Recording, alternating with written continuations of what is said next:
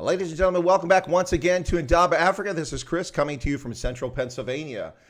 Sawubona, South Africa. Dumela, Botswana. Hey, what's Sihle Jang? Yeah, Sihle Sentle. So good to see folks around the world jumping in the chat. We've got folks once again, New Zealand, Hong Kong, Singapore, Wales, Ireland, the United Kingdom, Canada. Oh, Canada. Namibia, Ghana, Nigeria, Botswana, and of course, South Africa.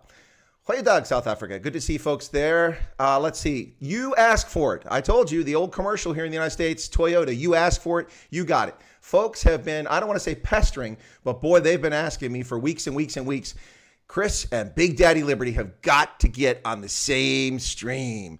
Get him on his channel. Got to get him on your channel. Ladies and gentlemen, you asked for it. Here it is. And I bring him on now. Big Daddy Liberty, as usual, sitting in a car somewhere in a nondescript location. And there he is on the screen. Welcome. Good to see you. Hey, Chris. Thank you so much for having me, man. Oh, it's my pleasure. Listen, I mean, this is, you and I both know, people have been hitting us up on our channels over and over and over again. When you two guys are going to get talking? So here we are. So let's talk.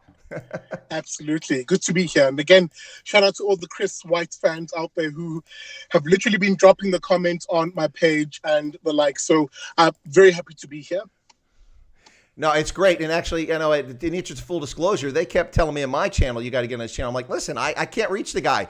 He's literally like selling his house and running around the country. And he's like the least available guy in South Africa. I mean, you know, the most available guy would, of course, would be Cyril Ramaphosa because he has nothing to do except take orders from Nkosazana Dlamini-Zuma. But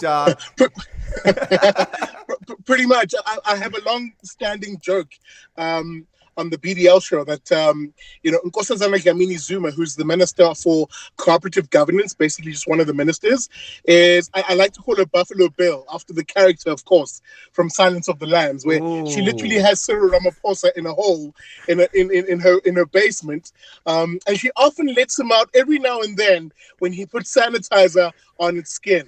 So it's a bit of a running joke. It's getting silly, but it's true, though, you know, insofar as the power she wields over the president of the country. You'd literally think she's some form of serial killer, because she's definitely killing the South African economy. That's definitely why I'm calling her Buffalo Bill. No, it's hilarious, actually. And Silence of the Lambs, I just rewatched that movie and it's just as creepy as it was back in the 90s when it came out. Hey, so before we get any further, Kyle just gave a super chat of 35 Rand. And on my super chats, you can't see it, man, but I have a zombie and I have the Mahalisburg in the background. That's a picture from the motorway that I took. And so the zombie actually is in a position where he's climbing up the Mahalisburg. It's pretty cool. So that's awesome. That is awesome. So Kyle says, hey, Chris, finally you have Big Daddy Liberty on. Indeed, here he is. So thanks for the super chat. That's pretty awesome. Yeah, so Nkosazana Dlamini-Zuma, don't get me started on that one. I've been railing on her since she was the chairperson of the African Union Commission because I was there then. And do you want to know who the least popular person in all of Ethiopia was? Nkosazana Dlamini-Zuma. Oh. No surprises there. No surprises at all. Again, it comes down to, again, this is the plight of, I suppose, all African countries to a large extent. We create societies which are far too large in terms of the size of governments, and because of that, it opens up the door to. Sorry, I got trapped by my own sentence construction there. Let me rephrase that. The African case has been that since post-independence, most of these post-independence African countries have sadly embarked on the ideas of broadly the left, specifically massive statist governments led by politicians who embrace socialism and not free market ideals as the course of action. So what do we see from that? We see, of course, the growth in the size of the government, the growth of the influence of government on people's lives, to the extent where politicians become much more important in African societies than individuals. And really, I talk a lot about of individuals, as I talk a lot about that as a classical liberal, but really we're a family society. And insofar as we have individuals as the most important center of politics. We do what we do as individuals for the benefit of family, but that becomes disrupted in a lot of African societies where politicians see themselves as the center of all politics, the center of all social life, and of course, the center of all economic life in society. So that when I circle back to us having a conversation about someone like Nkosazana Zuma, this is the kind of politician, like most ANC politicians, ANC being the party that runs this country, or runs the government rather, of this country. A lot of its politicians see themselves as being the most important, or the center of South African society, because of that ideology of, the state first, and really socialism underpinning that crusade that they're on. So, yeah, man, the ideas, as I always say on my channel, ideas matter, and it has been the ideas of the left that have destroyed Africa since essentially the first country gained independence on the continent. Well, it's interesting you should say that, because there was a very good case of a country that went so far left socially it fell apart, and of course that was Guinea, and that was under so Guinea went so far, but of course that's because its president gave France the thumb. But not without good reason. France set up a system that kind of made these former colonies subservient. So Sékou Touré, I get why he gave the thumb, but socialism wouldn't have been the answer. Free market would have been better for him. But the other example that works really well is, of course, Tanzania. That's right. Julius Nyerere, Mwalimu Nyerere, Mzee Nyerere led the country on a socialization, collectivization path, and was an abject failure, destroyed the entire economy. People were hungry. They were starving. It fell off the charts. That's right. And then after 25 years, he woke up and realized that was the wrong path. He changed his path, and he warned people like Robert Mugabe, don't follow this path. Don't chase the whites out of your country. They're the technocrats. Let them stay in your country. Let them be part of society. We made that mistake, and look what happened to us. And socialism doesn't work. Right. And guess what? They don't listen to him. He's revered in Tanzania, but he's revered because he was the founder of the country, the father of the nation, not because he woke up to free market ideals. Yeah, and he didn't. These are individuals, and I hate to say this, but it's true, and that's the thing about what I do. I pursue truth over anything else. Even if the truth is very uncomfortable, African leaders, generally speaking, on the continent, have pursued a state-centric, to downright communist agenda. And it has been the ordinary African who suffered from that. Because imagine, if you will, transitioning from a society where you have no control over your own destiny as an individual. You have no control over, the affairs and the welfare, rather, of your family under a colonial era, to then transition into a post-colonial independence era where you would think that freedom came with exactly that, social, political, and economic freedoms. But you don't see that. Instead, you transition from one, plantation master, if I can use that expression, sure, to another. And it's the effects of that have been that the African continent today remains one of the poorest on the continent, not because of a lack of resources or a lack of ingenuity, a lack of even human resources. We're the youngest continent on the planet. It's not because of those three things. What it is the lack of institutions, the lack of essentially free market ideals, and most importantly, the lack of placing the individual and really families at the center of society's growth. So, yeah, man, unfortunately, countries like South Africa are no different to this. We may have an extended decline that we're undertaking right now. But again, at the center of it, the reasoning behind it are the ideas that lean on the side of the state, the ideas that lean on the side of socialism and communism. So it is a big problem, that we're experiencing as a continent. And the sad part of it is, and this is my last gasp, just as a thought to throw out, is that these ideas are not just relegated to here in Africa. Yes, their effects might be very pronounced here, but sadly the world is leaning towards the left again, having forgotten the experiment of the 20th century, the abject failure of socialism and the body count of 20th century socialism. We're now seeing these societies around the world forgetting that past experience, once again embracing the ideas on the left, embracing the the socialism in a repackaged way. Because if there's one thing a socialist can do really well, other than run a country into the ground, is reinvent their bad ideas. They are dangerous and wily in that regard. They have a shameful ability to simply ignore facts, too, and just repeat a narrative until people fall for it, too. But let me get some comments in here really quickly, a little bit of housekeeping. A lot of folks here, a lot of warm greetings for you, because Big Daddy Liberty can't see the chat because he's on his phone, and so I just want to share some of the stuff. A lot of really nice stuff here. Lazan is saying, cool beans, super excited for this one. Can already feel the energy building. That was before we even started. A lot of other folks in here. Room Fogger. Sean is on here. Brian says, great. Hey, Big Daddy Liberty, welcome. I can't get to all these folks. I just want to get some, and then I'm going to get to a few points. Now, let's see. Bosch Zebra says, good day to yourself and your guest, Big Daddy Liberty. Looking forward to the stream. Well, I think we're all looking forward to it. I know I am. I think Big Daddy Liberty's looking forward to it because you guys have built this thing up like some massive, gathering of the minds. Like Big Daddy Liberty and I are like the geniuses of political science, and so we got to deliver now. So, but speaking of delivering, let me. Here's a comment. UCN, who I think is in Hong Kong, because he's done some super chats and they were Hong Kong dollars, which surprised me. I thought that they probably cut the links in Hong Kong, the Chinese trying to take over. But seriously, he says two things, and then I'll give a response. Someone else said. UCN says it isn't a question of left or right. The failure of African states is deeply embedded in their formation, and I'll take issue with that, and I'll give you a chance to take issue or agree with it. And then he says after that, for example, former colonial entities were constructed to fail. I take issue with that. For instance, Nigeria and Congo. These states are completely unworkable. I take issue with that. So let me give my answers, and I'll give you a chance. And then Brian says, you're so right. So first off, it isn't a question of left or right. The failure of African states is deeply embedded in their formation. I disagree.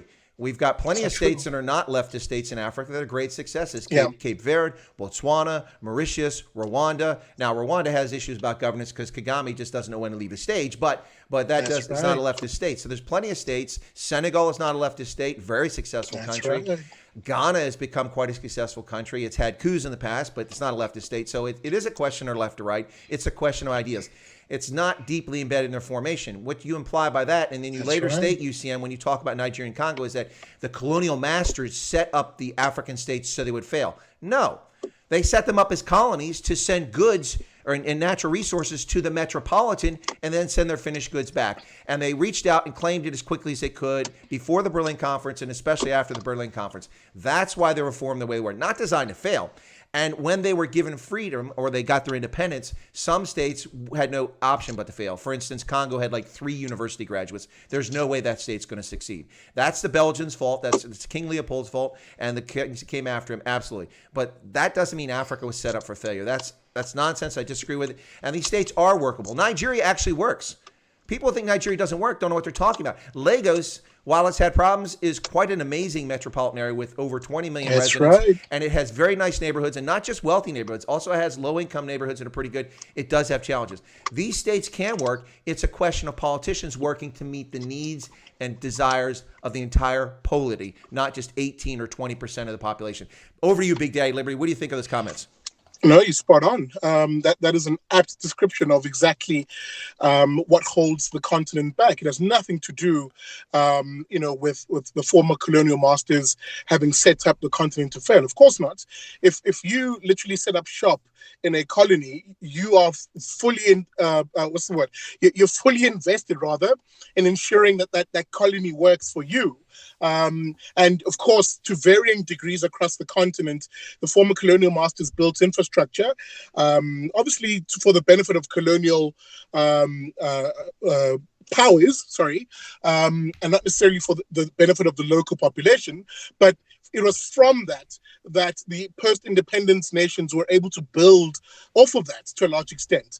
And again, I must add a proviso to certain varying degrees. I mean, there's some colonies where very little in the way of social infrastructure was built. And, in fairness, they had to almost start from scratch.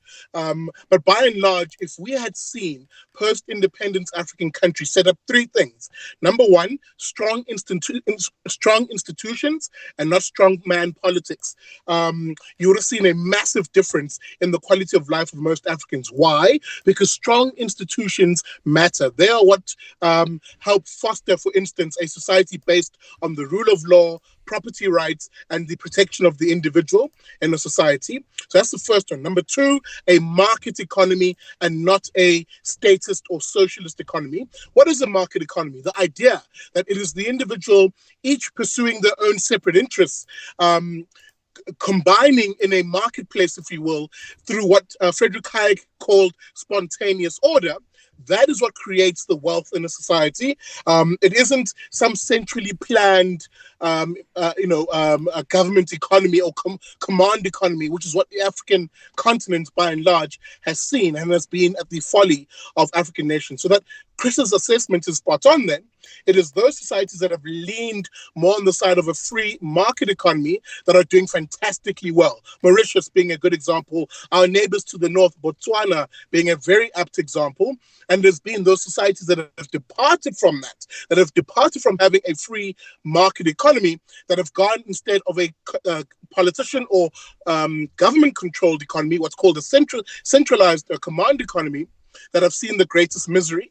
And I can go down the line in terms of the number of African countries that have failed because of that. And of course, the last one is the protection of the family, really the recognition, number one, of the individual.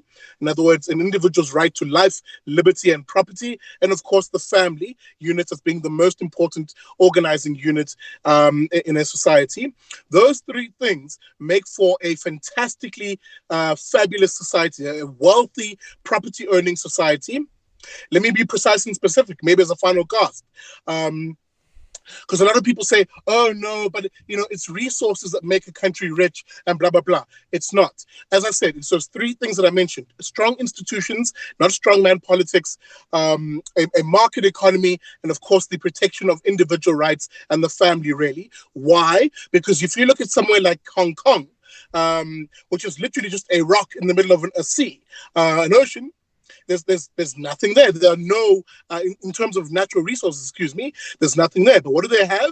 They have those three things, and they've built them up over the last 60, 80 years to become one of the richest parts of the planet. And they don't have the resources that somewhere like Africa does. So on the African case, therefore, as a summation, you need those three things if you're going to build a property-earning, free, and prosperous society. And in the case of South Africa, a non-racial society, given the cultural and the racial differences that we have down here. Well, I think I'm going to steal that line that you've got there, the last gasp when you're ready to finish, because I like that. I'm going to use that because I'm like you. I go a long time. But listen, this is terrible, man. We can't do this because, I mean, listen, you're gonna bring up Friedrich Hayek, and I'm gonna sit here and nod my head in total agreement. And this is like, okay, we're gonna have to find something we disagree on, maybe, but we're gonna get there at some point. But this is like a mutual admiration society here. I love this stuff. This is, Friedrich Hayek is, The Road to Serfdom is a book that ought to be mandatory reading for anybody that's literate in every language they can read it, without a doubt. It sets it straight forward and puts it out. It's absolutely amazing. It's now I've lost the train of thought I was going. I had so many things. Oh, I know one thing I was going to say. You're talking about the ANC. So the ANC, if we're entirely fair with the ANC, I say they've achieved three successes, but over periods of time. Let me explain. So I would say that from 95 or 94 until the early part of the new century, they did a good job at delivering on some of the things they promised. Not on the timeline, because it was more complicated than they thought, but they delivered RDP housing. They electrified a lot of homes. They bought sewage and water to a lot of places. So they did do that. So that's an achievement. Then in the Zuma era, they became very effective at getting young South Africans to aspire to be gangsters in ANC cadre rather than being plumbers, doctors, lawyers, dentists, pilots, soldiers, policemen, firemen, farmers. Because what's the path to success? They follow the example of so many failed states in Africa in that the way that you become influential, powerful, and wealthy is not by private enterprise and your hard work, but by being connected to somebody in politics. And how do we see that? It plays out no clearer than KZN, in which we saw a rash of assassinations of ANC local councilors by who? Other ANC members. Why? Because they want that position so that they can get their fingers in those tenders. So that's the second success for the ANC, and that's a sad success. And the third success, I would say, is that since the ascension of Cyril Ramaphosa into his position, Cyril has done an amazing job at racializing every single aspect of South African society, and it's really sad to see that. So there's the three successes for the ANC. Two are really bad. Yeah. Look, I mean, I need to take you back because there's some missing gaps in the story you tell. insofar as the ANC in that first period you mentioned, right, of between 1995 and basically about 2005, to be honest, Yep. if I were to give it data, you're absolutely right. By and large, there were great successes in the rollout of social services and specifically the allowing of the economy, the freedom for it to grow in order for the state to be able to tax it to afford the social services. That's the one thing the ANC actually did well. And it did that because by and large, the person at the helm of the ANC then, a one Thabo Mbeki, even under the Mandela regime, he was the second in charge, so to speak, was to a large extent, to varying degrees, a market fundamentalist. He understood the power of the market, so that the sort of ANC he tried to create when he ascended to the helm of the ANC, this is Thabo Mbeki I'm talking about, was a bit of a...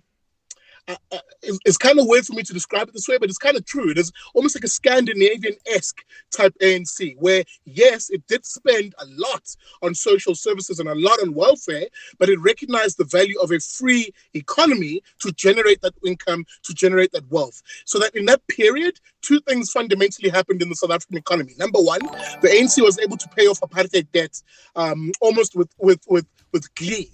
Why? Because it allowed the market to generate that income to pay off those past debts. So it did that really, really well.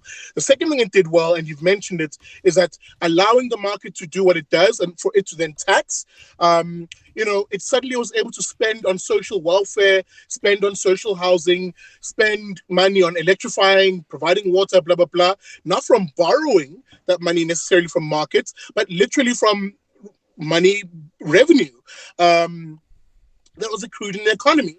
And for a brief moment, for what was a flash in the pan of South African post-democracy, the post-democracy timeline, South Africa was actually a very optimistic country.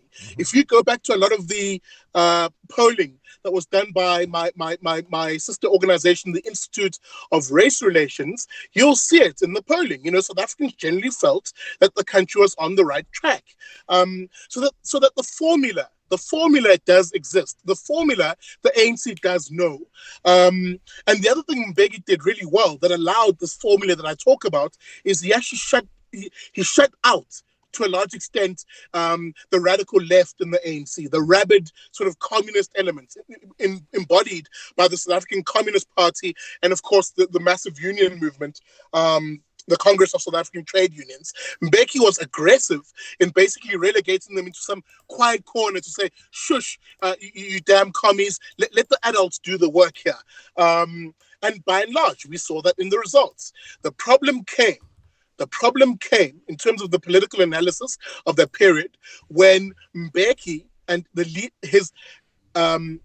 what were his leadership flaws, he allowed that same left who he had relegated to the corner to exploit them to gain support from the public in order to overthrow Mbeki in favor of a Jacob Zuma. Let me be precise and specific. Insofar as the flaws that I talk about, of course, if you remember back, Mbeki's AIDS denialism was a big cudgel that gave the left, both in the way of Cosatu and the Communist Party, a weapon to beat Thabo Mbeki with and basically posit him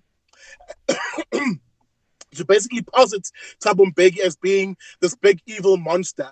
Of course, the monster was based on the fact that they'd had their ass whooped by him on economic issues, but they basically used that cudgel, rightly so to an extent, of his AIDS denialism to then introduce all sorts of other issues that had nothing to do with the AIDS to basically say, you see, this guy is prime evil. And in the process, when they looked around to find the next convenient idiot to place into that position, someone more amenable to their influence from a policy position, who did they find? A one Jacob Zuma, a man who was rightly described as never having heard an idea he didn't like. And sure enough, they literally posited this guy, if you remember back the rhetoric back in that time, as, the man of the people, they'll say. He understands poor people.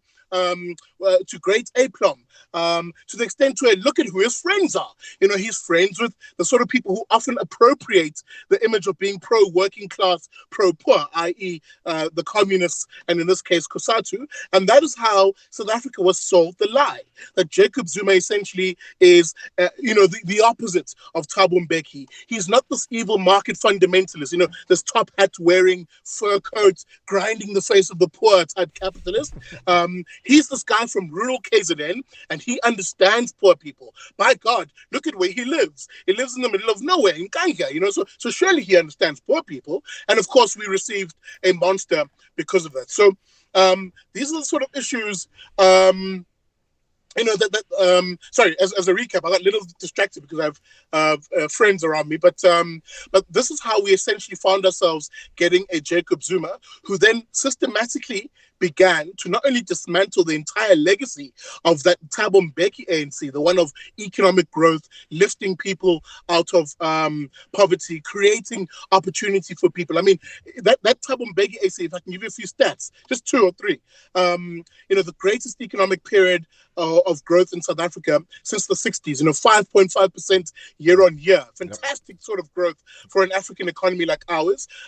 For every one shack, for every one shanty that was built in South Africa, 10 formal houses were built in South Africa in that period of time. The man added 10 million people to the workforce in South Africa, dispelling the myth that the COSATU, the trade union movement, and the commies were selling at the time, that we had jobless growth. Absolute nonsense. The man added 10 million jobs to the economy, so that suddenly families and individuals were the ones who were in a position to say, we're okay.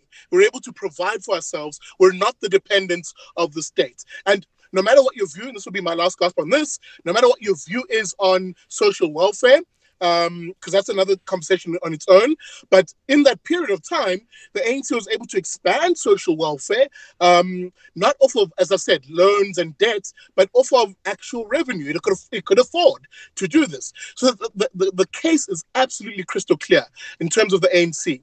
The ANC in its nature is, yes, a communist socialist organization, but the one period of time where its leader literally shut out and quietened those communist and those socialist leanings, we saw prosperity as a nation. And what brought about that prosperity? Strong institutions, a market economy, and the focus on the family. So we know that the ANC knows the formula, which makes it a greater indictment, therefore, today, that they literally abandoned that in order to pursue the communist leftist ideology, which is called the National Democratic Revolution. Yep.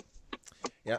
All right. So comments, a little bit of housekeeping at bottom of the hour. Tell people what they're listening to, and then we'll get back. Okay. So yesterday I was on Germ Warfare with Jeremy Nell, and and Ronaldo host popped on there. Yeah. And he said Chris could read the Lord of Rings trilogy in 30 minutes. So anyway, I was just going to say we're approaching. Listen, man, we're approaching 30 minutes in. Not even 30 minutes in, and you and I have talked about so many topics and issues already, and so many tangents we can go on. So let me get a few points in here that I want to mention for folks, and then sure. I'll do the bottom of the hour stuff. So we had Herman Ruse gave a super chat, and we'll get back to his question after if I give you a chance to answer, and we'll start with you answer that first. But he wanted to know what your view on the cigarette ban is. I'm pretty sure I know what it is, but Herman gave a 14 Rand super chat. We're going to get back to that, Herman. So thank you for that question, and thank you for the super chat. That 14 Rand, I think that might buy me 1/3 of a cigarette here in the U.S. And then Nigel had a question about the Constitutional Court instructing the IEC to change the way an individual can now run as independent. I think that's a good question there, and I haven't fully formed my view on that one, so that's a good one we can talk about. UCN, and don't worry, I've got these saved here, so if we forget them, we get to it, we can get back to it. UCN says, Hong Kong is a population of 8 million people and operates as a gateway to China. The Brits built up Hong Kong as a free market trade post with great infrastructure. Hong Kong had a great start. Yes, it did, but Hong Kong didn't get a great start because it was a gateway to China. It's a gateway to China now. It was a gateway to Asia. And it had free market, and it had a rule of law, and it had a functioning court system, and a functioning governance. That's right. And it had liberties and freedom of speech, and ideas could propagate freely from Chinese. And so it's a very different situation than being a gateway to China. That's what it's become now. All right, so Hilome Jeffrey said Zuma equals SA Mafia family. I don't think we get much of an argument on that one.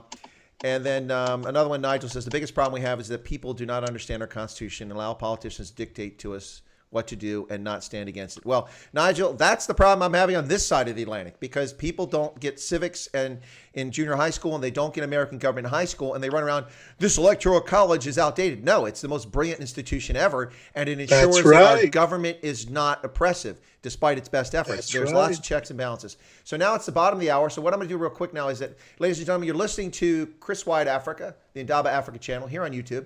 And I'm Chris Wyatt, retired U.S. Army Colonel, 36 years service, lots of tours in Africa, many, many things. We're not going to talk about that, but just to let you know what you're listening to. And by the way, Big Daddy, the reason I do that is I used to be in radio when I was at university, and the Federal Communications Commission requires that you announce your radio station, your call signs at the top of every hour.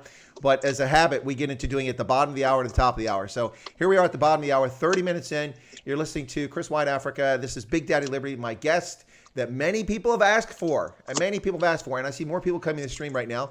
We'll get to your questions as best we can, but Big Daddy Liberty and I both are like oxygen thieves. We steal all the oxygen in the room, so nobody else gets a chance to get in the conversation. This is why if when I get over there, we sit down, it'll be like a 24-hour filibuster. We're just going to keep bringing the beer or keep bringing bring the meat off the braai, whatever, because we're never going to finish this conversation. Anyway, so let's get back to the questions here. Let's talk. Do you want to comment on the Hong Kong piece, or you just want to move beyond past that? Yeah, and just very briefly, literally very briefly, whenever people say that, I often ask them the question, historically, who has had to put up the police and the army to prevent who from coming where? Has it been those who are on the Hong Kong side who have had to put up the police and the army preventing the Chinese, historically poorer Chinese, fleeing China into Hong Kong? Or was it the Chinese government who had to put up the army and the soldiers to prevent Hong Kong people fleeing from there into China? That should tell you everything you need to know as to which society was best and which institutions were more favored. Well, and along those lines, despite the fairy tales, the lies, the fiction told, and I've done videos to dispute this and show the actual figures, which are public available, by the way. People can do a Google search and find it. But despite the lies about Donald Trump being a xenophobe and a racist and he's shutting down immigration to America, which is all nonsense, we have naturalized over 1 million people per year, each year of Donald Trump's administration, which is at the same level, down 100,000, up 100,000 from the 8 years of the Obama regime. And so Donald Trump has not affected that. And there's a reason why over 1 million people want to become part of our exclusive club and become an American and get an American passport. And it's not just, for a place to hide when the balloon goes up in Hong Kong or it goes up in Pretoria. People want to become Americans because being an American is not an ethnicity. It's not a religion. It's not a political philosophy. It is an ideal. It's something people aspire to, and we have values. And anyway, so I just want to share that real quick. So let's get to Herman Ruz. I don't know if you know Herman. Herman is a tobacco farmer in Gauteng. And he's, yeah. You know him. I think he's actually a fan on my show. I remember the name. I think he probably is. So Herman did the super chat there. The one that will get me 1/3 of a cigarette if I smoke, but I don't smoke, so we'll find something else with that. But not to pick on his super chat. He's a tobacco farmer, so I suspect he's probably suffering right now. So his question is, struggling. What's your thought on the cigarette ban? I'm sure I know the answer, but let's hear it. Yeah, look, guys, it's actually quite simple. No government should ever be in a position where it tells people what it can and can't put into their bodies. I'm a classical libertarian, if you will, in that regard. Insofar as it should be up to the individual and families really to decide what is and isn't appropriate for themselves, and the freedom around that. So when it comes to the issue of smokers, for example, in this country, it's absolutely disgusting to see a government actually revel. I mean, they get super chuffed and happy. Oh, they're proud of themselves. It's insane. Yeah, they're chuffed. It's absolutely insane. Yeah. We should never be in a position where we ever allow that, because again, there are the unintended consequences of that. And I think Herman is a good example. No one tells the story of someone like a Herman Ruiz, who is a tobacco farmer and who's struggling at the moment. How many people does Herman Ruiz employ who are now struggling at the moment because of an asinine decision taken by a politician? Let me be precise and specific. This decision wasn't taken by the consumers who consume Herman's product. In other words, it wasn't the market that said, no, we no longer want your product, and on that basis, you need to adapt and do something else. It was a politician who did that. And you've got to reject that as South Africans. And this is what I keep saying to people. To be brutally and to be frank, South Africans have this thing sometimes of wanting to look to courts to defend their rights. And yes, that is one important avenue. But you've also got to understand the courts are also being captured by the very sort of politicians that we're railing against. So that I've always said people power is more important. It is the people of any society who have the incumbent duty to defend their life, their liberty, and their property rights. I've said this once and I'll always say it again, so that when we talk about the cigarette ban, should be the 10 million smoking South Africans who literally say, we are drawing the line here and no further. And any politician who tries to infringe on our right to enjoy a product that we freely go after and we freely spend our money with, any politician who goes after that should face the consequences and repercussions. As I said in Vlog 27, the consequences and repercussions of bringing harm onto us. And I think, again, I must empathize with someone like Herman, but also speak to the broader issue that South Africans are being punished by politicians who see themselves as the moral authority of us, who see themselves as the parents of South Africans, and we've got to reject that patronizing and paternalistic impulse, and actually say we choose liberty, we choose the individual, we choose families over politicians. No, I think this is a great point. In fact, they're very, it's not even democratic. The parliament said nothing about this. This was an unelected, undemocratic, unaccountable command body, the National Coronavirus Command Council, and of course, one person making this decision. That's not democracy. That's totalitarianism. That is not acceptable. And yes, I don't care if there's a provision in the act that allows for such a body to be created. It wasn't created for that purpose. Absolutely. And again, as a last thought, it's these sort of things that South Africans always need to be wary of and challenge aggressively and constantly. We have this weird tendency, unfortunately, as South Africans, to sit back and sort of say, yeah, someone will tackle this issue for me, right? So there's a lot, for example, being said around, hey, where are the big tobacco companies to take the state on this issue? And then when we saw them not take the state on, people got very upset.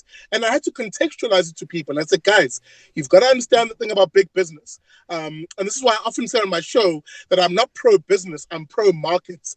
Being pro-business can literally see you sometimes defend companies that are very cozy with government, that are very cozy with politicians, who have these nice crony arrangements with politicians, so that when it even comes to their own self-preservation as businesses, they can even forego that with the view of trying to play nice, basically, with politicians. And we saw that as South Africans when we saw the tobacco companies sit back initially. I'm talking about British American Tobacco in particular, that only very much later came to the party to realize, hang on, actually, being nice to politicians sometimes isn't the most appropriate thing. You've got to draw the line in the sand and fight for your rights.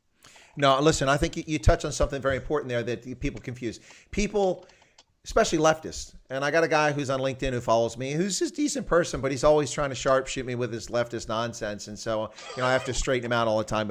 But he's like, well, look at the bailouts of General Motors. No, the General Motors was stolen from shareholders and bondholders in an illegal, extra legal process by the corrupt Obama administration, so they could give a third of it to the unions who deserve nothing because they're partly responsible for the collapse. Management as well. It's not exactly. It wasn't. The management had a role in this. But they stole that from shareholders, and they stole it from almost every American who has some sort of retirement account, because almost every retirement account in the country had shares of General Motors, and they liquidated the company. They took their shares away from them, and people got nothing. The bondholders who gave up $19 billion after the market went to the bond, and General Motors needed money, and nobody wanted to buy it because they're like, hey, General Motors, no thanks. So the big banks that issued these bonds went to their institutional investors and said, look, they've got a good plan. They've got some new models coming out. It's going to be okay. Trust us. They need the money, and they'll make it. So they loaned $19 billion. Then 18 months later, Barry Obama comes in office and says, capitalism is dead. It's the reason we have this problem. And, oh, by the way, it just, the list goes on and on. It just absolutely drives me nuts, the lies and myths talked about. But people, your statement is absolutely correct. People mistake supporting a business with supporting a free market. No. See, Here's the issue in South Africa. I tell people from the outset, don't get excited about, EdCon or about True Words or about, these big companies. He's moving his phone around, by the way, ladies and gentlemen. That's what the noise is. Sorry, I'm trying to catch the light. Sorry. Yeah, he's moving around. No, the light was okay where you're at, but that's fine. Anyway, so So it's not. Don't expect those big companies in South Africa to stand up for consumers or for workers at their companies, because they're in collusion with the government, because they have a cozy arrangement and it allows them to exist. The people you have to worry about are small businesses, small and medium-sized enterprises, and as I've talked about from the very outset, informal traders. This is a sector of the economy that's so critical in most of Africa, less so in South Africa, but it's still important, but it's almost wholesale been ignored. And right on top of that, you've got this nonsense with the government racializing things like the Tourism Relief Fund, in which they're denying money to minority-owned business. And then the North Gauteng High Court upholds that as non-racial and non-discriminatory. Yeah. I don't know what they're smoking. They're smoking Gaga, man. It's crazy. But that's what happens, and I keep saying this. That's what happens when we shirk our responsibility of getting involved in the battle of ideas. Because remember, your ideological opponents are doing the work. They're doing the groundwork of wafting in their ideas into a society. And I talk a lot about the battle of ideas. What am I talking about here? Well, the battle of ideas theory, which is what the BDL brand works on, is the idea that it is a society at the cusp of crisis, a society at the point of breaking, if you will. It is that society where it is he who injects the greatest volume of ideas into that society who will sway it in one direction or the other. Let me repeat that. It is a society at the cusp of crisis where it is he who injects the greatest volume of ideas into that society who will win the day. He will sway that society in one direction or the other. And you've got to understand that the broad left in this country, whether it is the ANC, the EFF, and the other gaggle of lefties in this country, were supported by academia, supported by the shills in the media, are literally engaging in the battle of ideas. They are wafting out their toxic ideas into a society which is being swayed to, by and large, think that is reality, whereas we on the liberty side of the coin, by and large, are sitting back and assuming that, the few voices in their ivory towers are somehow going to win the battle for us. And this is why I often draw a lot of anger, even from liberty-minded people, the libertarians, the classical liberals, and the conservatives here in South Africa, because I describe myself as the street fighter of classical liberalism, the street fighter of libertarianism, of taking these ideas out of these damn ivory towers and actually going onto the streets, into the shanty towns or the shacks, into the informal community settlements, into townships, into even leafy suburbia, in order to spread these ideas. You've got to actually place them into the communities. And maybe if you get a chance, I'll speak to your viewers around what the Big Daddy Liberty plan is to basically do the groundwork of winning our society with these liberty ideas. No, that's a great idea. We'll get back to the question about the politics or the decision by the court to allow people to stand as independents in a moment. But very quickly, just want to let people know Joe Emilio is on the channel with us now. He came in a little bit ago. Hey, Joe. Yeah, and he's been talking back and forth. Let me just make a couple comments about Joe, and I think these are apropos. And I suspect you'll agree, Absolutely. but let's see if you agree with it. So Joe was talking to Handy Dutchman, and he said, "No, I just told my story. I cannot control what people do. But I don't want people to cancel her. I want people to know that they can stand up against this cancel culture." And then Joe says, "I'm standing up against it. But standing up against it does not mean canceling her back." Listen, I can't say that in clear. I agree. Let the leftists run diarrhea out their mouth. They expose their bankrupt ideas. As long as they're not disrespectful, hateful, racial, or discriminatory against people, then let them run their mouths. And of course, they do all those things, so you have to be on the guard for that. But like yesterday, I for the first time ever, Big Daddy Liberty, I told a moderator to take somebody out of the chat. I had a conversation yesterday with Reese Vanderveld, and she's a owner of Hair Tribe, which is a beauty hair salon in Joburg, in Sunny Hill. And Reese was on the channel because I wanted to talk about reopening small businesses after the lockdown eased up. And what better place to talk to somebody but in a service industry that was dramatically impacted, where people can't get close to each other, like nail salons and hair, and barbers. So I brought her on, we're talking, and some troll jumps in there, named with Louise, going, "Well, yeah, don't listen to this guy. He's not legitimate. He's not in the Army." Well, first, what's that got to do with the conversation? Nobody said I was in the Army. I'm not in the Army. I was in the Army. And the next thing she comes in, "You can't trust him. Everything is a false flag." And people what? And she started distracting from the chat. And we're having a very good conversation here. I didn't want people to distract in the chat. So then she comes out and goes, "Well, they didn't do anything for us and our soldiers in Angola." I'm like, okay, you want to talk about Angola? That's a different stream. This stream is talking about reopening small business in South Africa. So that's the first time. That's the first time ever. I said, and Yanni Vanderveld gave her a timeout. she came back with the same nonsense, and they just, that's the first time. But I never do that because let leftists run their drivel and they expose themselves. Their ideas are so bankrupt, you just let them talk. Absolutely. Yeah. So I think Joe says that we all agree that as long as they're not being, insulting, disrespectful, let them, if your ideas should be able to triumph on their own. If your ideas can't triumph on their own, then they're not good enough and people should pick a different idea. The problem is the leftist ideas suck and they just flower it up with lies. That's the problem. That's right.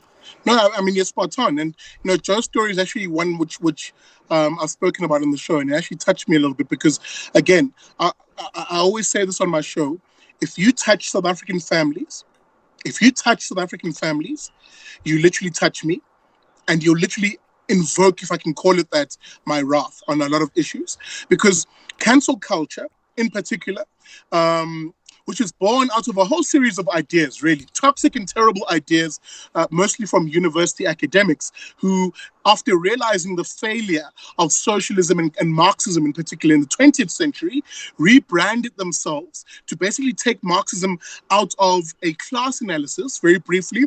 So if you remember, dear viewer, Marx used to argue that the greatest oppression and disadvantage in society happened between the classes, where he argued that there was a lower class, or the proletariat, the working class, the poor, and there was an upper class, a bourgeoisie, he described. And he said all social ills in society happen as a dichotomy between these two areas, between the upper class, the bourgeoisie, and the proletariat. So after realizing this group of academics from what was called the Frankfurt School of Thought, after realizing the sheer failure of Marxism and its original tool of analysis of using class, they basically said, hey, let's rebrand Marxism and basically apply it to all sorts of other things, and argue that those things form a oppression relationship. So not just class now, it also included gender and race and culture, etc., etc. All the things that essentially make us who we are in terms of our identity. They basically took that class analysis of the oppression scale and applied it to everything else. Now, it is those same individuals who are and their ideas, rather. Remember, I always talk about the battle of ideas. It's those ideas that are wafting into society that have the likes of your, I forgot her name. You said Louise or whatever, who will come onto these chats with these toxic ideas and try and troll the group. But I'm losing my train of thought. Essentially, what I was trying to get at is this. When it comes to Joe in particular, the girl who tried to deplatform him and cancel Joe Emilio represents the very sort of ideas that I argue are toxic and are anti-family, anti-institutions, and anti-society. Why? Because it is based on a mere disagreement with Joe that you would want to see him lose his ability to put bread on the table. Can there be anything more morally repugnant as that? Someone who will literally go after your ability to provide for families simply because they disagree with you? Oh, absolutely. Guys, there is something fundamentally wrong with that. There's something fundamentally morally bankrupt about the concept of taking food off of someone's table because you disagree with them. How juvenile is that? How juvenile and childish is that? And that's what happens all around the world. So really quickly here, and then we're going to get back to the other question. So Christian Paradago, who lives in KZN, I hear birds in the background, man. It sounds like really lovely, the spot you're in. Can you hear birds? I can't hear anything. Oh, okay, there you go. There you go. Okay. No, but Christian, who lives in KZN, he likes to come on and troll the channel, and not for people to start beating up on Christian, because he does add some good comments to the show. So he's one of these people that I'm happy to tolerate. Although yesterday he called me a Karen yesterday, and I told him to futzek. So but anyway, so Christian said those lefties wanting to give you free health care, the horror. Okay, we're not going to get into that, but let me just respond to that because I make it free. Exactly. That's the point I want to make, Big Daddy, is that okay? That's why I also make the point that on my channel I bring everything, and it's not just one thing. So Christian, okay, there's no such thing as a free lunch, brother. That's the reality. Somebody is paying for your bum to go to the clinic, and there's no such thing as free. So the question is how it's paid for. And there was a comment that came in, I don't know if it was from him earlier, somebody talking about, it was yesterday, about Trump trying to stop the Unaffordable Care Act here in the U.S. I'm sorry, the ACA, the Affordable Care Act. Yeah. Yep. But let me do a little housekeeping here. Your first hint was actually right. Yeah, I know. It is the Unaffordable Well, listen, Care Act. I have all kinds of names. You were talking earlier about Nkosazana Dlamini-Zuma, and you got her title wrong. She is the Minister of Uncooperative and Fair, Uncooperative Governance, Uncooperative Governance and Irrational Affairs. And then Rodney Lamola is the Minister of Injustice. And Ibrahim Patel is the Minister of No Trade and Industry. Oh, literally.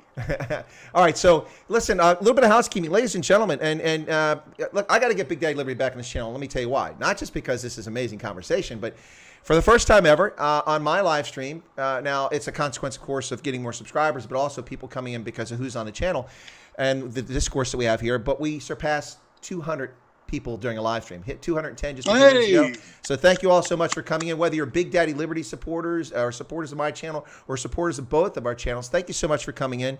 It's been very exciting so far. There's some more comments that I want to bring in here. Big Daddy, let me get, oh, by the way, Joe Emilio thanked you for having a stream, and I was about to spank Joe because I'm like, hey, well, Chop Liver, man, I had you on first. You had like 10 subscribers when I brought you on my channel. Anyway, no, now I'm doing my best Ronaldo Hose imitation there. So no, but then Joe makes a nice save. He makes a nice save in response to Hilome Jeffrey. He says, I don't think I'm the one to lead, but I know we need a plan. Chris Wyatt would be great to lead us. Okay, so Joe, nice save, man. I like that. Anyway, let's see. Jaji Stam says, suggestion to you, Chris, why don't you join Big Daddy Liberty for part of his ground war that he's starting next week? What's that about? I missed that somehow. Yeah. All right. Just before I get into that, how's the light, Chris? Because I'm literally in the dark. Now you are. Now you are in the dark. You look like a little small. You look like a small child peeking out somewhere. Okay, that's fair. Oh, that's right. This is literally the last bits of light here. So the sun is going down on you quickly there. Yeah, we can see you. We can see. I like your truck there, man. That's cool. You got that on the window. That's awesome. Thanks, man. Thanks. It's yeah, it's the truck. Can you just maybe show? Oh, that's sweet. That is sweet.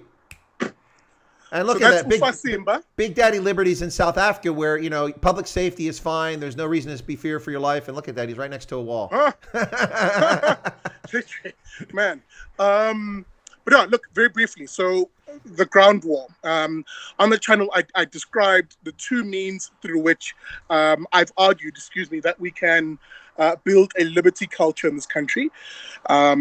And my role in it, at least. So on the one hand, I've divided the strategy into two tactics, if I can call it that. The air war, which describes, of course, things like this, being on YouTube, producing the show, getting the ideas out on shows like these and my own show. So that forms part of the air war, so to speak. And a part of that, of course, is across South Africa, in all sorts of communities, getting onto local community radio stations. Because, the truth of the matter is the vast majority of South Africans cannot afford, the sort of data to be watching the show religiously. So I'd rather be on community radio stations where they can hear the ideas and I can engage them in the battle of ideas in that regard. So that's the air war, by and large, what I'm embarking on. The YouTube show, all the social media, and of course getting onto local radio stations across the country for them to syndicate the show. Then there's the ground war, which your viewer was alluding to. Now, the ground war is essentially 60% of what I want to do, which is traveling the length and the breadth of this country, going literally from Tanin to Khayelitsha, from Port Nolloth to Mlazi, literally traversing, informal settlements, rural South Africa, townships, and leafy suburbia to basically prosecute the battle of ideas, to get my liberty side, or rather my liberty-leaning ideas, into the sort of communities that have never experienced or never heard them before. And that's the bulk of the work that I'll be doing. So that will literally mean in this vehicle over here, traveling and living on the road for the next 6 months initially, literally doing this advocacy work. So you might see me in your part of the world, here in South Africa, wherever that may be, doing some sort of campaign. I mean, you could see me at a busy intersection in your part of the world, holding a sign up that says, the ANC is a crime against humanity, change my mind, or something like that. And then having people come and engage me, and we can have this sort of discussion with the view of changing people's minds. I'll be running campaigns like door-to-doors, speaking events. You can invite me to your part of the world, get 10 neighbors together, 10 friends together, and BDL will come to your place and do a talk. when I'm in your part of the world, I'll be engaging community-based organizations, stokvels, you name it, basically trying to advance the ideas of liberty. Cool. So I got a quick question for you. Somebody said something about your headlights are on. I don't think your headlights are on, are they? No, I think they're just talking about. No, they're not, but it's just awfully dark here. Yeah. Well, no, I was about to say, if it weren't for the street lights across the street, it's starting to look like Zimbabwe. No power. This is the usual. Somebody. Sorry, There you go. I'm gonna come to my street lights here. Okay. Yeah, Well, we don't want to make your battery go flat, though. I was going to ask you if you had a torch, but it was getting hard to see you there. You look like a small child out there. Couldn't see you. Just give me a moment. Okay. I just need to set this all up again. I'm feeling really guilty because I forget I haven't been living in that part of the world for a couple of years, and the sun just disappears instantly. It's from one moment to the next. So while you're doing that, a couple comments. UCN came back and said to me, "Great responses. African countries can use your knowledge and expertise." Well, thank you very kindly, UCN. I appreciate that. He said, "That said, Hong Kong is purely Cantonese. Let's not underplay the role of a largely mono-ethnic society." Well, that's fair, UCN. I'll give you that, but having a mono-ethnic society is not the sole key to success. Having a successful polity and a political system.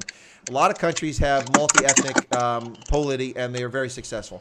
So it's not the only, but yes, it definitely makes it easier in some respects. Oops, now I've lost your video. All I've got. No, I'm still here. I'm just a lot of fiddling, so I'd rather just. No, but I've lost the video side of yours. Did you turn the camera off? Yes, just for a second. Okay, that's fine. I need to answer. He's doing something in the background. Maybe this is one of those, Eastern Cape, Nelson Mandela Bay drive-by strip joints. Anyway, so let me get back to the comments while you're doing that. While he's fiddling around with that, get you online. Lynn said, "How do we fight when when legal is corrupt and paybacks to rule against?" She's telling me, "How do we fight this cigarette ban?" Well, that's a tough one, Lynn, especially when the courts aren't helping. And then Gareth says, "I should get you on my Stray Voltage stream tonight." Well, I don't want to double tap you, but if you're free and you want to come on later this evening and you've got some light, you're welcome to come. You're welcome to come on the Stray Voltage later on. I come on at 9:30 if you want to come on, but I'm not going to ask you to do it. Just someone's mentioned it, so I just mentioned there. Okay, can we get back to the question that Nigel had much earlier? And he said, "Ask Big Daddy Lip." Now you're like, man, you were like, dude, you're not Big Daddy Libby. You're like the size of a postage stamp on my screen. There we go. For some reason, Skype came up really small. Now I got you back. Okay, so we're having fun with that. But let's answer this, and then we'll go on to a few other things. I want to ask you questions about yourself and how you got to where you're at and how you feel you're doing. So Nigel asked this question earlier about what do you think of the Constitutional Court instructing the Independent Electoral Commission to change the way that an individual can now run as an independent? So what do you think of that? What's your thoughts? That's fantastic. That's absolutely fantastic. It begins to break the power of what has largely been corrupt and inept political parties in this country. I mean, anybody who knows and listens to me on the show, I always make this point that South Africa suffers from a lack of diversity, a lack of political diversity in our politics. It's absolutely the lack of diversity in our politics is absolutely crippling, because it is the exact reason why a good number, a large minority, if I can call it that, of South Africans are choosing not to vote, even though they're eligible to vote and are voting age and are even registered to vote, but they opt not to vote. Let me be precise and specific and give numbers. The ANC in the last election, there we go. The ANC in the last election got 10 million votes in the last election. That's the ANC. Mm-hmm. The DA got about 4 million votes. But now, if you look at the raw numbers, 10 million votes, compare that to the 12 million South Africans who are eligible to vote but do not vote. That tells you a story. That tells you that if those 12 million South Africans, for whatever reason, decided to enter an election cycle, they could literally get rid of the ANC like that. You could change the electoral map in a single election. So that it begs the question, why are these South Africans not voting?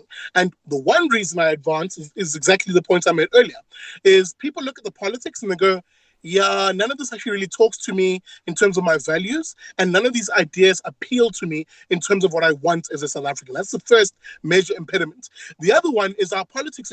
It's fundamentally corrupt. And people are not stupid to this. They're not blind to that. So that you've got to therefore win those 12 million South Africans with the battle of ideas. You've got to engage them on a continuous and consistent basis outside of an election year, outside of an election cycle, with the sort of ideas that can charge them up and energize them. And this is why I'm standing for my ideas.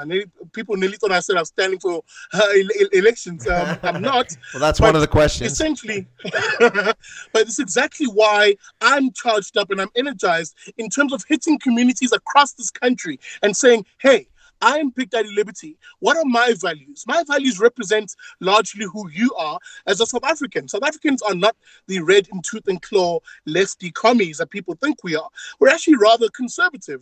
South Africans by and large are three things. One, they're God-fearing, they're law-abiding by and large, unless of course the traffic light is turning orange and it's about to go red.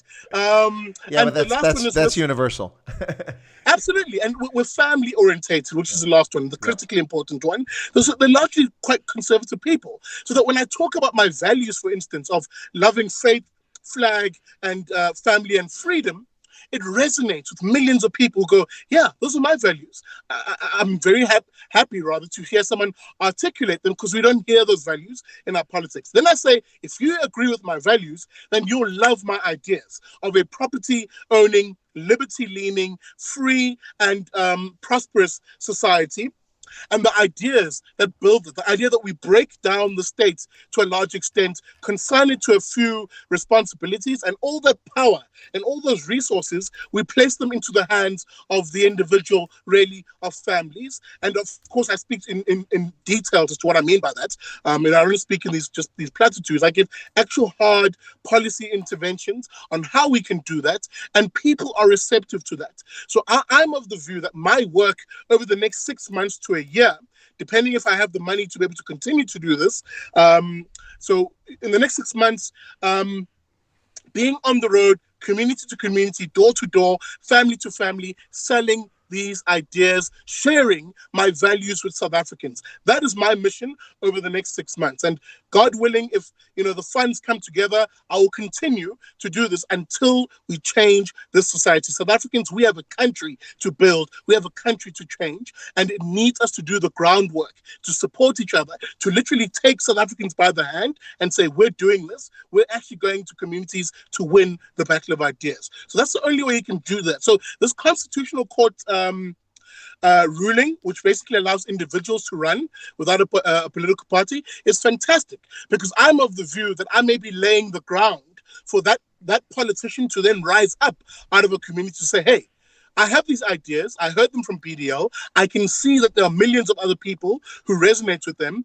I'm going to stand, and hopefully we can have a new crop of politicians in this country. Well, it's interesting you say that, and that's the thing that drives me absolutely. I don't want to use foul language, but there's a word that begins with an A and ends with a T, and there's feces and a primate in between there. But that drives me absolutely bonkers. Is that I've been telling Republicans for decades, and I've been telling the Democratic Alliance in South Africa, not that I'm there, but when I'm engaging with people and others in opposition parties in South Africa, is that you don't get elected by rocking up 90 days before an election and putting posters up and going on the radio and saying, vote for us, these are our ideas, especially when you shift to the left in the DA and suddenly the ANC light under Musi Maimane. What was going on there, I don't know. But, that's right. But here's the deal. You get elected with a ground game 24 hours a day, 365 days a year. You get out, you explain to people. The irony in America, Sihle, is that Black Americans are, like South Africans, traditionally conservative. And it's the height of irony to see Black Americans vote in overwhelming numbers for Democrats. I know why, historically. Not because Republicans ended slavery and all that. That's all true, but that's not the reason. The reason they should vote Republican is Republicans where most conservatives find themselves. Some find themselves Democratic, but fewer and fewer each day. But conservatives are people of faith, people who believe in family, people who respect their elders, people who believe in law and order. And in this country, the Second Amendment, the right to carry a gun, freedom of worship, freedom of assembly. And Black Americans, by and large, that is a definition of most Black Americans. Show me even the most misbehaved, wannabe gangster Black kid that doesn't shut up when his aunt or his grandmother tells him to come here and shut up. I mean, that's conservative, and that's a natural location for Black Americans. Yet because of historical things that happened in the 20th century, they migrated to the Democratic Party to their own dismay and their own destruction. And it's the same in South Africa. So let me do a little housekeeping very quickly, and then I'm going to ask a very good question, I think, that hopefully you can answer, and I'm sure you can.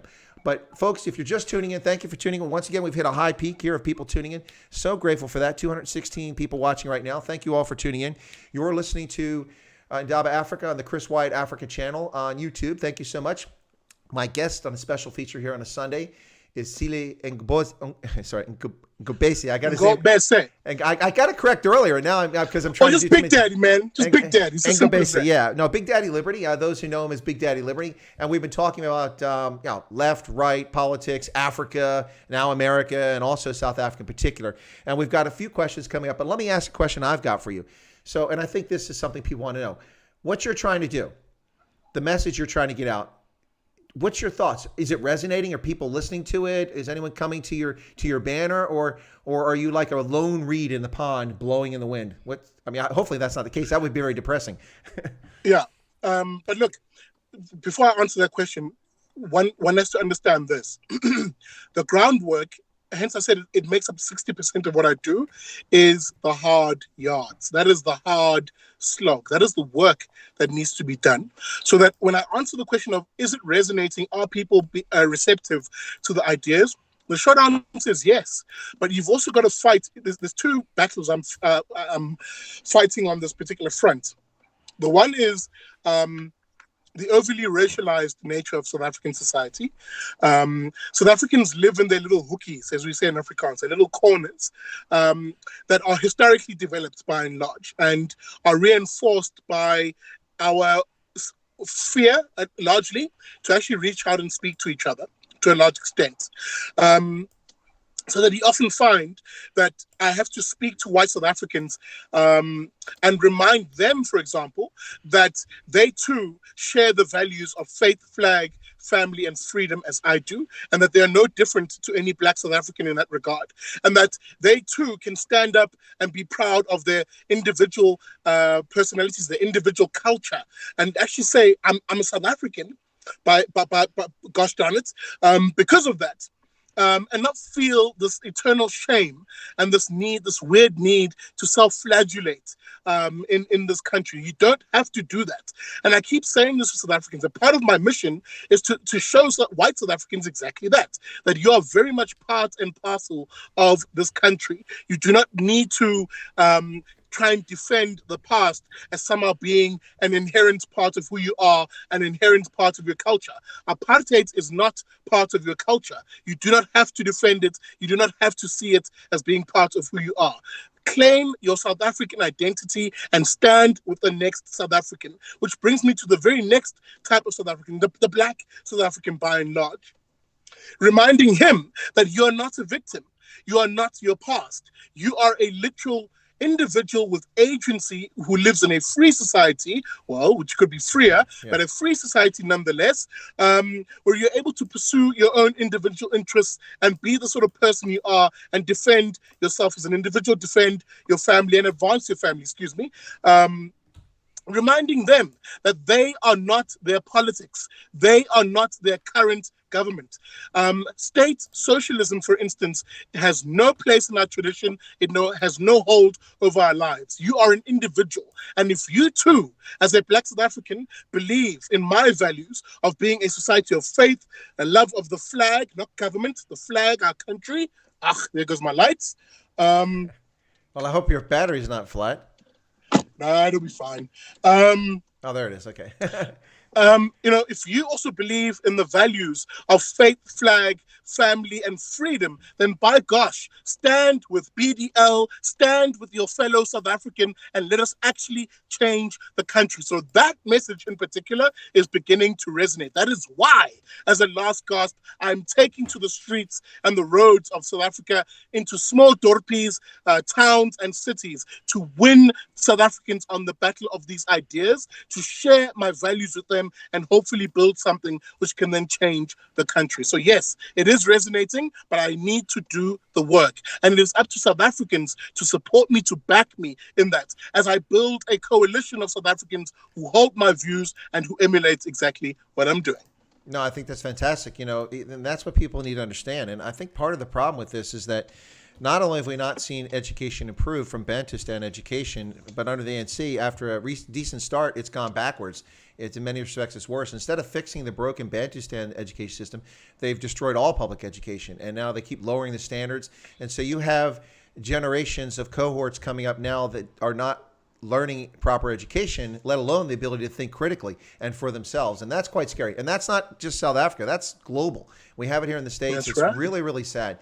Really, really sad. So, there's several questions here people brought in, one of which was earlier. Gareth asked if you had a breakdown, the demographic, who doesn't vote. Yes, he has a breakdown. I have a breakdown. We've all talked about this. We're not going to spend time on that right now, about who the people who aren't voting are, race and gender. And by the way, here's another thing, and you know this as well.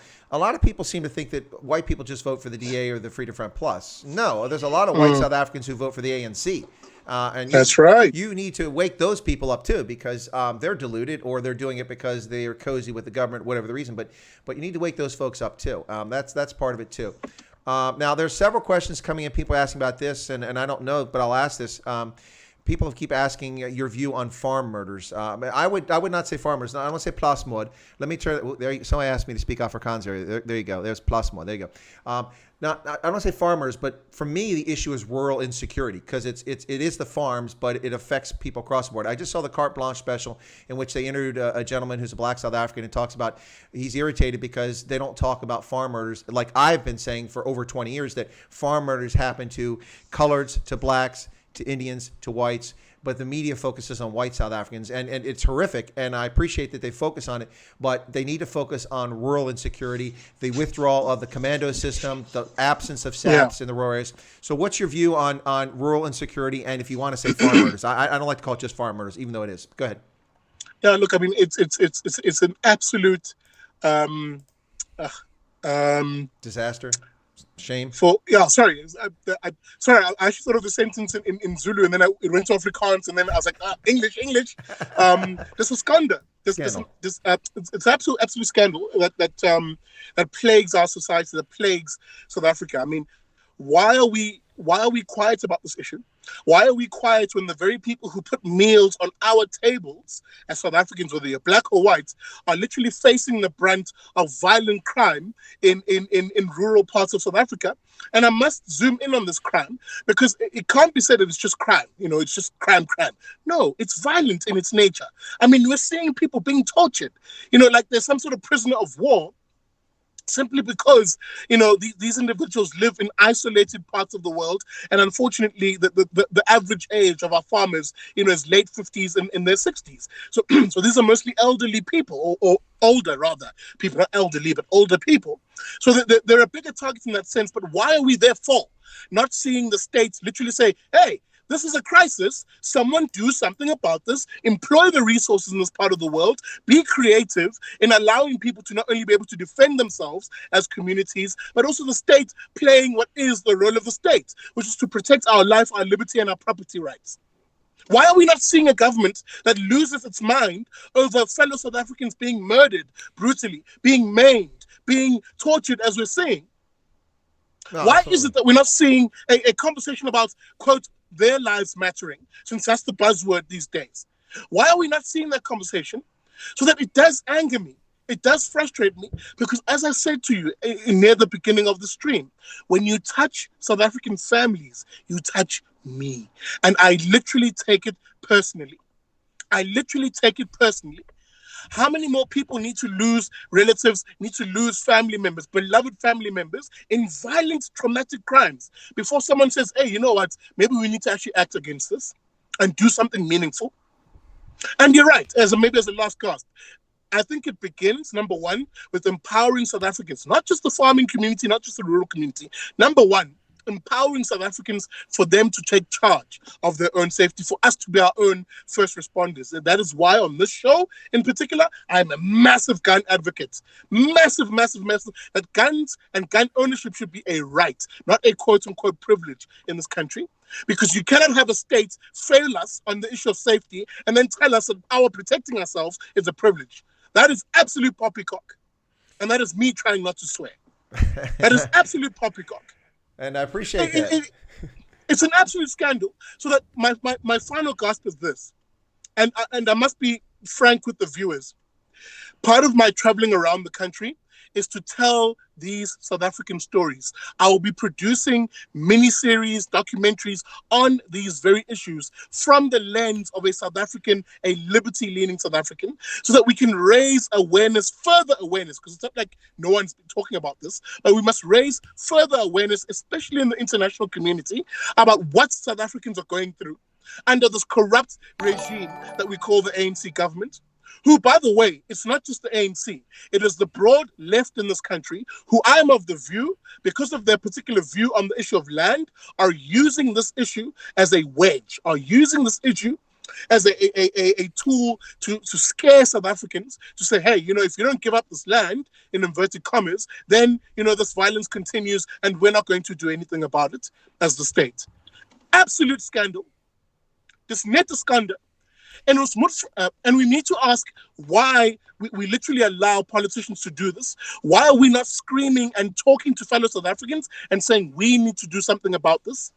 Get into the battle of ideas, change our society so that we can vote out that sort of scum of a politician that does this to us, that sees families being broken up like this. Guys, I'm sorry. It is up to you and me to change this country. Listen, Sihle, Big Daddy, I didn't want to stop you there, man. People started super sticker and super chatting, and they're loving what you got to say. So I'm going to cover those in just a second. But, yeah, actually, let me cover those first before I forget, because I'll get off on a tangent here. So I didn't want to say preach, brother, but I almost said preach, brother. So UCN gave a 100 Hong Kong dollar super sticker. It says goal. He's got the little dude crossing the goal line, raising his hands. Thank you so much for that, UCN. UCN, I really appreciate you being here. I remember the first time you came on the channel, people thought you were trolling, and I'm like, you got deleted by mistake. And remember, I know you, and I think you appreciate this. I went back and said, no, you weren't saying anything wrong. You just had a different view, and I respect different views. So thanks for coming in. And as we discover here, people have different views, but they have more in common than they realize. And I say this with people who are on the political left here in the U.S. or I find on LinkedIn who think that we can't meet common ground. We actually have much more in common than you realize. It's just that we've acculturated things in a different fashion, and if we listen to each other, maybe we learn something. So UCN, thank you so much for that. And on top of that, Chris Hoya comes in with a thank you, Chris and Big Daddy Liberty. I hope the message reaches people across South Africa with a 500 Rand super chat. Wow, thank you so much for that. Yeah, exactly. Yeah, that's awesome. Unbelievable. So there's a couple things I want to say here. So first off, when it comes to these farm killings, I go back to Zimbabwe. When that was happening in 2000, now, of course, I was a serving officer, so I couldn't just run around on social media and talk about it. But I did work in embassies, and I did talk to people traveling across the continent. And I was actually in Zimbabwe when they were murdering farmers and farm workers in 2000. I was actually in Matabeleland when it was happening, traveling through the country on my way to Mosvingo. It was crazy.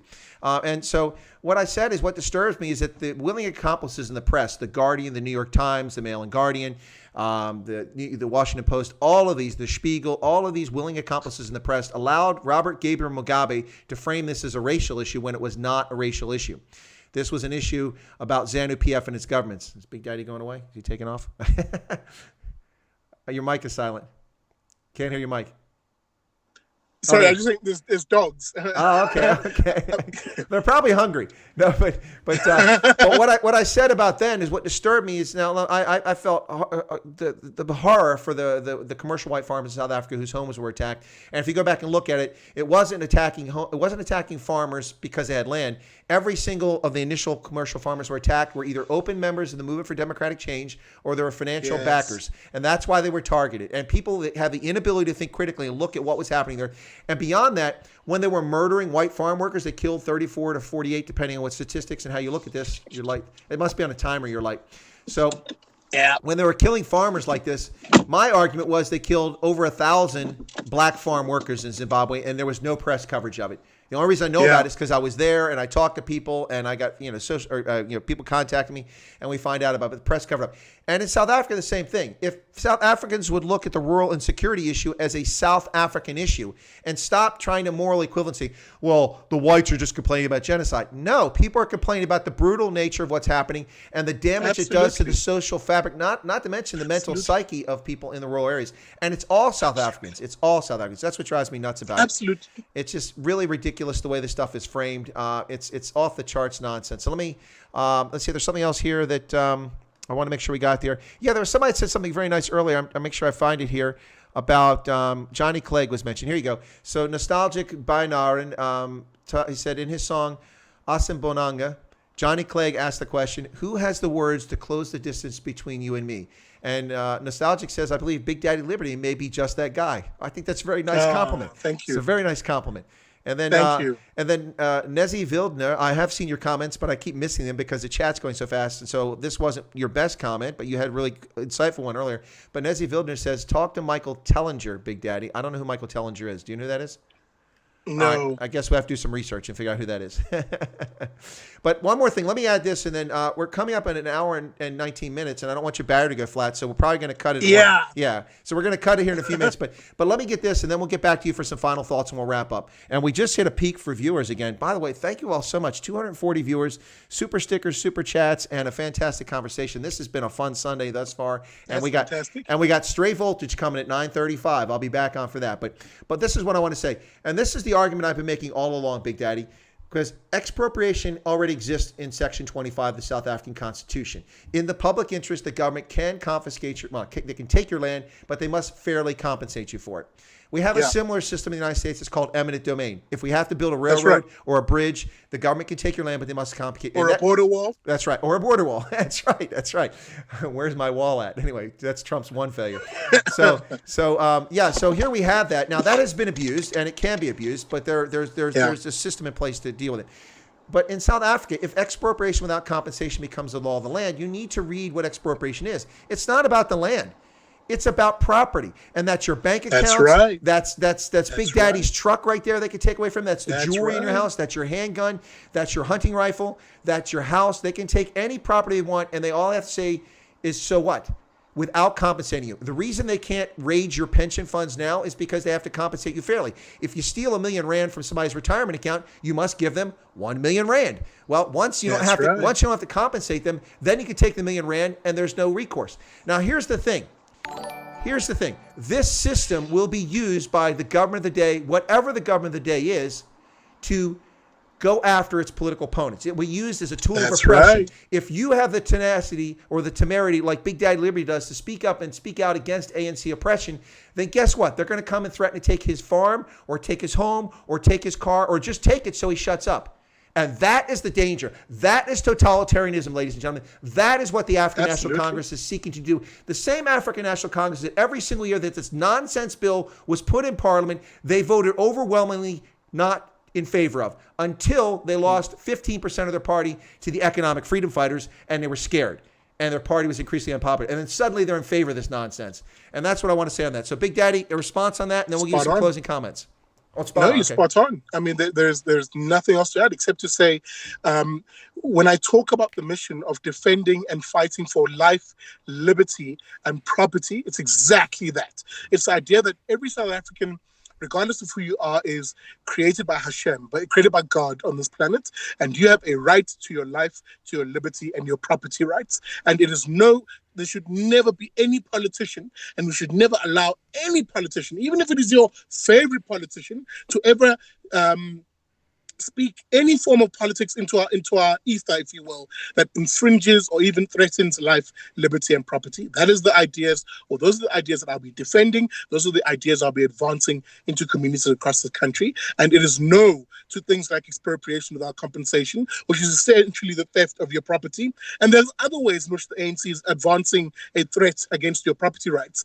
The national health insurance, which is essentially the nationalization of healthcare in this country, would steal your property. It would steal any savings you have that are health related, either a medical aid or whatever, and put it into the hands of politicians. We say no to that. You need to say no to a policy of prescribed assets, which is another ANC policy which suggests that politicians should have the power to steal your pension so that they, as politicians, decide where the money gets invested, invariably into failed state enterprises like Eskom and SAA, etc., etc. We say no to that. These are the things that I'm fighting against as I literally advance ideas of liberty into our communities. So maybe even as a final thought, let me end it there to say this.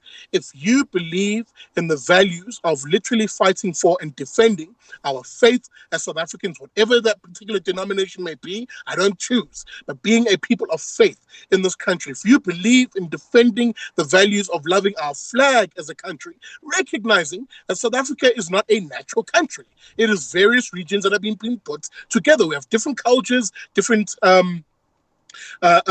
customs, if you will, in our areas, but at the very least, we defend one, hopefully, federal state. In terms of my vision, then you literally are part of the BDL mission. If you believe in defending the family, whatever iteration it takes, but as a unit of where, we're socializing young people, we're sharing our values, we're loving people in these spaces. If you believe in defending that institution, you're with BDL. And lastly, if you believe in defending freedom as the most important political value in our country, then you stand with BDL. So I have to say this, #stand with BDL. Join me on my liberty mission. Get onto the liberty bus.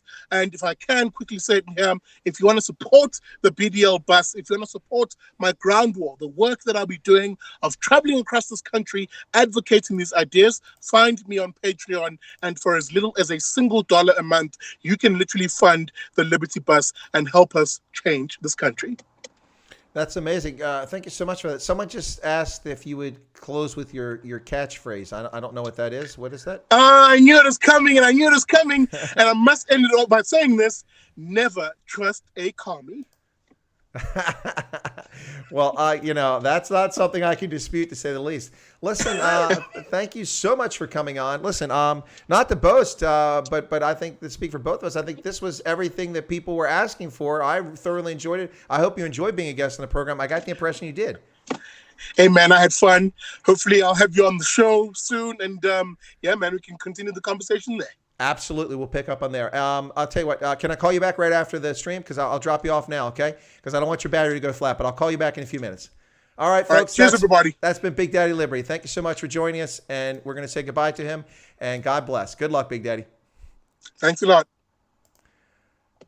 All right, folks. That was Big Daddy Liberty. Just dropped him off the line there. Let me take a screen off.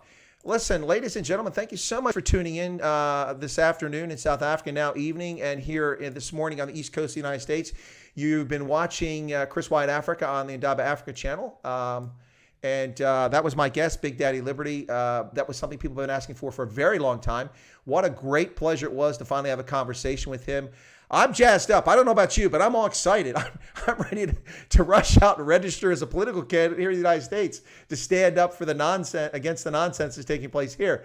I'm not just excited about South Africa. I'm excited about the United States now based on this conversation. It was a distinct pleasure.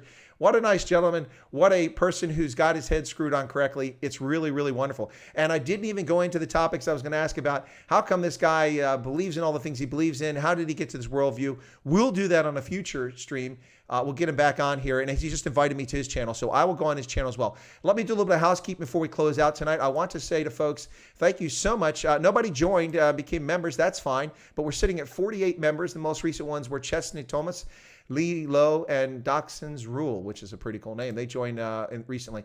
But thank you so much for the super chats. We got a super chat from Kyle, 35 Rand, saying, finally got Big Daddy Liberty on. Yes, we finally did. Herman Roos sent a super chat asking about the cigarette ban. Herman, thanks. It's good to see you on the channel. UCN gave 100 Hong Kong dollars with a goal super sticker. Thank you so much for that.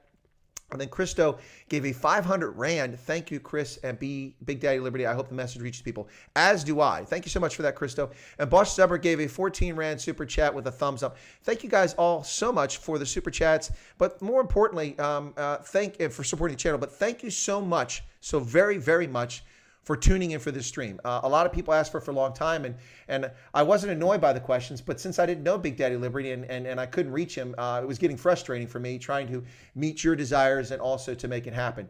And now that it's finally happened, I'm absolutely thrilled with it. It was fantastic. Really good conversation, exciting guy. If you can support him in any way, if you'd like to, go check out his channel. The contact details for Big Daddy Liberty's channel are in the video below this in the comment section or the description section. And check out his channel. And I think that earlier Hendo or somebody put, or maybe it was Joe Amelia, put in his Patreon page if you want to support him through Patreon and what he's trying to do. This is the message that folks need to get. And let me make a few comments here that people had. I don't want to miss these before we go. Let me see. Was it Quentin said, this discussion has given me hope for this country again. Just scared it might be too late to save it economically. Thanks, gents. Well, Quentin, you're most welcome. Yeah, there is reason to have hope. The ANC does not have a monolithic hold on South Africa's polity. And I think Unate Kwaza, Big Daddy Liberty, Phil Craig from the Cape Independence Advocacy Group, folks like this are not under the grip and grin of the African National Congress. And it's a shame that I have to say this. There was a time in which I said very positive things about the African National Congress in many respects. Not all. I mean, I never give any party full endorsement because I don't trust politicians. So I guess I better never become one. But yeah, I think it's really important that people realize that if you talk to people, you share your thoughts, you get the message out there, that you have the chance to change people in their minds. Hank Klopper says, this stream was worth the wait. Well, thank you, Hank. I thought so too. And Doc Breaker says, well done, great show. Well, thank you, Doc Breaker, very much. And then let's see. Notorious G says, Big Daddy Liberty, we know farm workers being murdered. That's why it's so horrendous. Unfortunately, the increase in attacks and murders. Oh, they've increased. Yeah, there was a big thing in April. Moira Jansa von Rensburg, awesome stream. Thank you, Chris. You're most welcome, Moira. Thank you for coming and tuning in. And this is it's been quite an exciting stream. I've really enjoyed this one. We'll get Big Daddy Liberty back on here again sometime soon, and he's invited me to his channel. I look forward to that. Hendo has just put in Big Daddy Liberty. Oh, Sonia Bernard has just become a member of the site. Thank you so much for that. That gets me to 49 members of Chris White Africa, just one short of the goal I was shooting for. And of course, once we get to that goal, I'll shoot for a higher goal. But thank you so much for that support. Really appreciate it. Vili Vermaak says, also a book written about witchcraft and murder in Zimbabwe. That sounds interesting. Sonia says, I'm glad I found this stream. Thank you for this. Well, I'm glad you found it, Sonia. And how did you find it? I'm curious how people find it, because the way that YouTube promotes things, the way the word gets around, it's always interesting. I know that when I appear on another person's channel, like when I went on Ronaldo Host's channel, when I went on Morning Shot or Renegade Report with Roman Kabanak and his buddy there, when I've gone on other channels, it brings some subscribers over who get introduced to the channel. But some folks find it just because it pops up on their YouTube channel and go, oh, this is related to what you're talking about. So I'm just curious. Anyway, well, thank you all. Nezi's taking off. Thank you so much for that. I'm going to close here in just a second. We're 1 hour and 30 minutes. Got a lot of people tuned in. Tina Cook says, woohoo, Chris, best show, best guest. No, it was fantastic. He was great. But like I said, Big Daddy Liberty and Chris Wyatt, we're oxygen thieves, man. But you know what? I think both of us know that. We know when we have to finally, give someone else a chance to talk. My point is that that's not a criticism. That's just saying that we can talk without even breathing. And we take all the oxygen out of the room. But if you take all the oxygen out of the room, then everybody else passes out because they don't get enough. So you have to learn how to modulate that. And anyway, so I think we both can do that pretty well. Leanne Prentice, awesome. Thank you so much. Appreciate it. Yeah, he is such a lovely guy. Nice guy. And what a cool name, Big Daddy Liberty. And he's a big guy too, so it makes sense. Never trust a commie. And I think that's a great comment. Sean says, great show, Chris. You guys are saying really nice things here. Thank you so much. And thank you, Sonia Barnard, for becoming a member of the team. Really happy to have you on there as a recruit team member. Thank you so much for that. Get you online, Lynn. Thank you. Jaji Stam says, you're both passionate. I think we are. And I think, ladies and gentlemen, the key point here that you can take from this, really important point. I mean, you take a lot of useful things from this conversation today, but I think you really need to take this point that both Big Daddy made and I echoed. It's a point I've been making for going on 3 decades. As a political party, as a political movement, you can't just rock up when it's time for an election. You have to sell your ideas, your vision to people every day. You have to be out among people. If you're the Democratic Alliance or the Freedom Front Plus or COPE or the Inkatha Freedom Party, you must be out amongst people. And no, not giving them care packages and food and things like that. That might be part of what you do for people who are less fortunate or don't have resources. But what you do is you win the battle of ideas. You share your ideas. You talk about the things that Big Daddy Liberty and I talked about today. And that's how you convince people about the right path. And then once you have political power, you fix the broken system, the system that has been destroyed and undermined by leftists around the world. Yep, that's what you do. And that's what I want to leave you all with tonight. So Big Daddy Liberty, fantastic guest. Really, really enjoyed it. I will be back on later for those who are still up. It's your late night viewing in South Africa and in Botswana and Namibia. I'll be back on at 9:35, 21:35 for those in uniform like myself, a soldier. We go by that time, 24-hour clock. So 21:35 tonight, I'll be doing the Stray Voltage post. Well, it's not really the post Big Daddy Liberty, but I'll be talking a lot about this conversation later, answering your questions in more depth if you have them. Also, we didn't get around to this Big Daddy Liberty and I, but listen, when you talk about hope for Africa, look no further than the warm heart of Africa, ladies and gentlemen. In Malawi, in an election that took place in May of 2019, which was fraudulent, the Constitutional Court determined that that was fraudulent and there needed to be a new election. The new election took place despite the efforts. Oh, Anthea Weber just subscribed. Well, thank you so much for subscribing to the channel, Anthea. Really appreciate that. Love seeing the zombie climbing up the Mahalisberg. I love it. But the warm heart of Africa, Malawi. And Carlisle Breen just subscribed. Thank you so much for becoming subscribers. I appreciate that so much. We passed the 4,000 subscriber point this week. Really excited about that. Let's push on for 4,500 or 5,000. Make a bigger community and talk about things that matter to people around the world. But really, Malawi, the warm heart of Africa, just had an election, peaceful election, and the sitting president, who was anti-democratic and made several efforts to undermine democracy, including removing the Chief Justice of the Supreme Court, has lost the election in a legitimate election, and a coalition government coming in under Lazarus Chakwera has just won. He has been sworn in as president of Malawi. There's your hope for Africa, a country that has virtually no resources, that no one cares about, and on the fringes of the dark continent, nonetheless has a democratic tradition, and it does its best to uphold a democracy. So, ladies and gentlemen, there is hope for Africa. There's hope for the whole world, despite the tyrants and petty dictators that are ruling us, whether they're the governors of New York or the state of Washington or mayors of Washington, D.C. or New York or Seattle, or it's elected officials in South Africa, in the Congo, wherever you might find yourself and you feel oppressed by governments. Stand up for your liberty. Stand up for your rights. Be proud. And don't apologize for who you are. As long as you're an honest, hardworking person who follows the rules and cares about other people, that's what matters. Look at a whole stream of people joining the channel.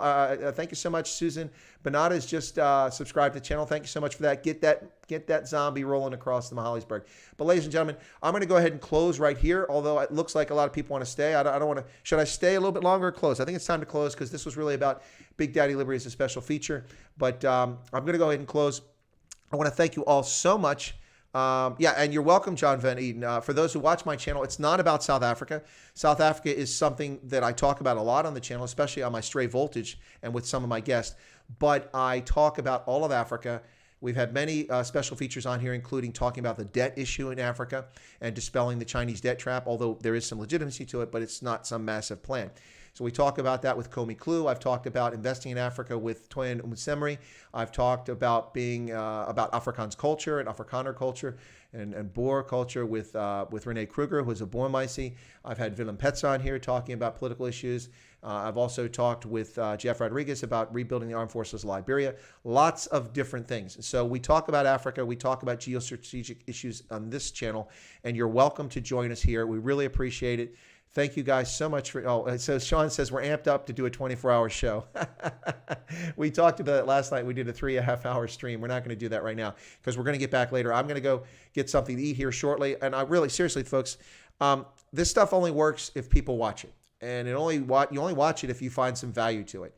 And more importantly, people who are able to and find value to it and are able to also become members of the channel. And we got about 50 members right now. So thank you so much for that.